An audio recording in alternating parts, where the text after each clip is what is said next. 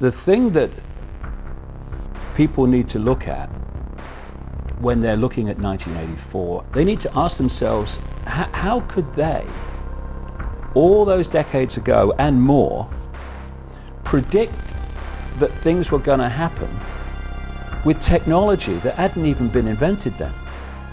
How would they know that? H.G. Wells was a man who was seriously into all the world of the esoteric secret societies, you know, he got involved with Rosicrucians and all kinds of different things. Jules Verne, definitely a man who was involved.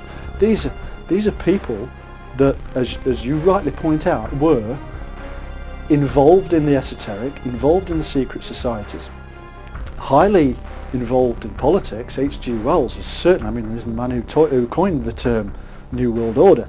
When it comes to finding out truth in my writings or the writings of many other competent people, I think the first reaction is incredulousness. Why, that can't be. You know, I didn't hear that on CNN or Fox. My parents didn't tell me about that. Nobody in school told me about that. But if you can get past that, and some people cannot, but if you can, then you start researching on your own, you suddenly find that the whole world and the history of the world is very different from what you've been taught.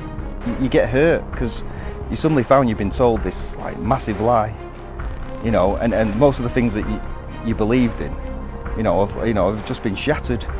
So as soon as you find something like that out, you start investigating more and more, and you think, well, what else have they done? What else have they been up to? War on terror.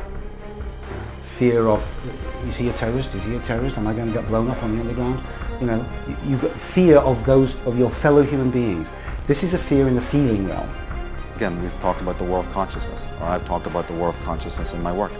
This is what it's all about. We're getting to the heart of the matter here. Once this immunity wholesale is lower, then you have the perfect slave, and he can be led towards a global village, or he can be led into complete servitude. In fact, he can even be led to die, you know, in a completely willful state. He can willfully go to die for your causes. The trouble with Freemasonry is it's very difficult to actually pin it down, because nobody within Freemasonry will confirm or deny any allegations that are made about it. Now, this "we will not confirm or deny" approach, I think, is always, to any journalist, should immediately raise suspicions. If someone will not confirm or deny anything, then there better be a very good reason why they won't.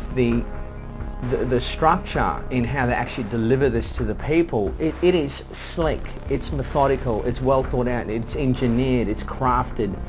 This is a well engineered marketing monster of a machine, right, that operates perfectly. Every cog turns correctly.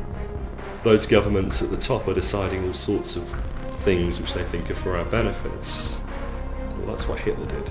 He decided it was for their benefit, and people went along with it.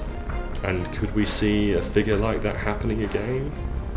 What would somebody like Hitler do today, armed with a new technology, where everything is chipped and individually down to unique people, where there is an RFID chip in you?